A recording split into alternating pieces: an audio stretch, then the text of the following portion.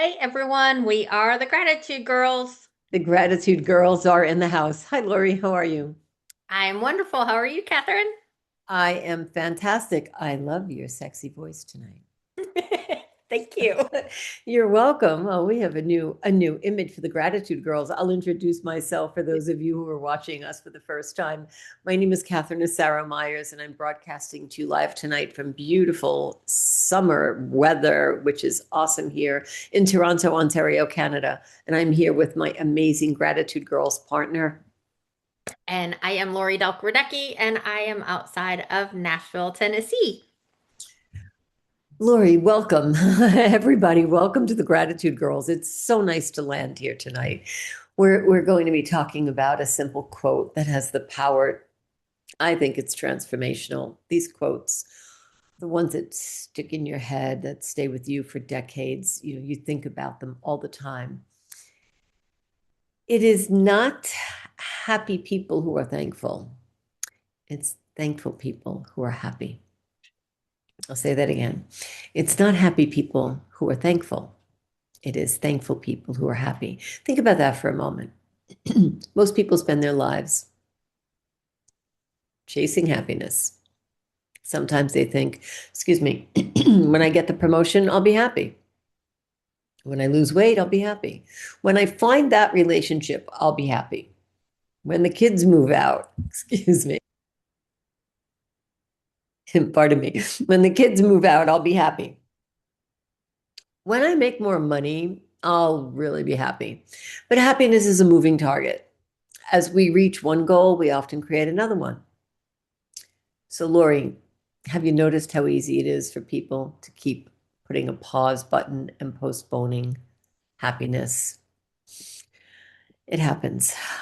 Now, I believe that we live in a world that constantly tells us that we need more to be happy, that we need more of success, more money, more recognition, more followers, more stuff, more things. But what I've learned is that happiness isn't found in having more. It's found in appreciating what we already have. Some of the happiest people I've met have very little materially, and some of the most unhappy people have everything that money could buy. You know that saying, money can't buy happiness. The difference wasn't their circumstances, it was their perspective. Oh my goodness, that is so true, right? Like, I'm sure we could all think of people like that we've known in our lives, right? I remember J. Paul Getty, they used to say, he was the richest man in the world at one time, and he would give every penny for one happy marriage because most of the women married him for his money, right?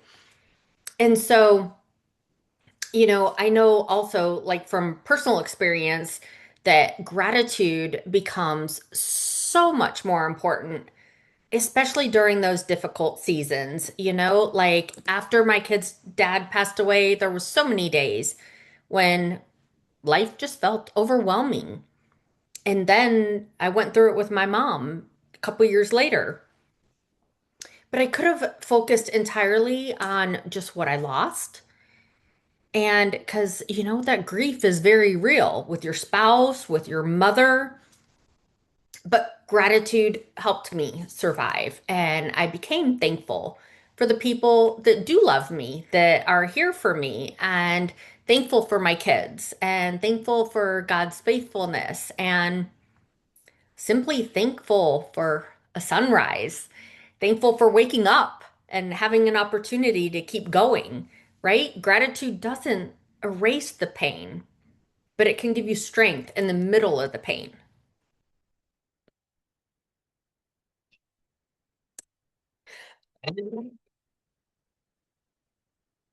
And thinking about that, that's a super important distinction. Like many people think gratitude means pretending that everything is perfect, but it doesn't, right? Yeah, thank you. Thank you for that, Lori. There's that little red button that says mute. You can be struggling and you can be grateful. You could be healing and you can still be grateful. And you could be growing and be grateful. You can have challenges and still find blessings. Exactly. And I know, like, one thing we ask people in our coaching, we have Kathryn and I have Gratitude Girls coaching with clients all the time. And one huge thing that we ask people is, what if tomorrow you woke up with only the things that you thanked God for today, that you were only grateful for today? Like, think about that. If you went to bed tonight and tomorrow you woke up with only the things that you said you were thankful for today, would any of your family still be there? Would your health? Would your house still be there? Would your friends be there? Were you thankful for your friends? Would an opportunity that you work with, would that still be there? Thinking about that just changes people's perspective so very quickly. It really does, Laurie. Research has shown that grateful people tend to experience greater life satisfaction. They experience life with greater satisfaction, stronger relationships, and a more positive outlook. Honestly, most of us don't need a scientific study to know that. We know that in our hearts. We can feel it. When we spend all day focusing on what's wrong, we feel discouraged and we see it much more clearly, the things that are wrong. When we focus on what's right and we're looking at the glass like half full, as we've heard before, we feel hopeful. The circumstances may not change immediately, but our attitude does. Right? And our attitude affects everything, like everything. It affects our relationships, it affects our business, it affects our health, and it affects our faith. It affects how we show up in the world. A grateful person walks into a room differently than somebody that's constantly complaining. Like, have you ever went to a networking event and you've seen somebody that really brightens up the room when they walk in, and then you've seen somebody that they come into the room and kind of shuns people off often, right? People are naturally drawn to people that are grateful because gratitude's contagious. Oh, you're so right. Let's make this very practical. What are some simple ways that people can develop gratitude every day? So think about that. We can all improve on that. One of my favorites is keeping a gratitude girl's journal. Lori has it right there in her hand. It could be our gratitude girl's journal or any journal that you can get your hands on. We'd love for you to have ours and follow our 100-day challenge. Every morning or evening, write down three things that you're grateful for. Write three things in detail. That's our recommendation. Not just a general, but go into that so that you can really relive that when you read it again. Not huge things, simple things. A smile from my friend, name your friend, how it made you feel. A warm cup of coffee, who made that coffee for you? How did it feel when you were drinking it? The beautiful sunset you saw when you were holding your husband's, your wife's, your girlfriend's, your boyfriend's, your child's hand, and what it meant for the two of you. A phone call from a loved one. Like sometimes those things are rare and few and far between the way things are today.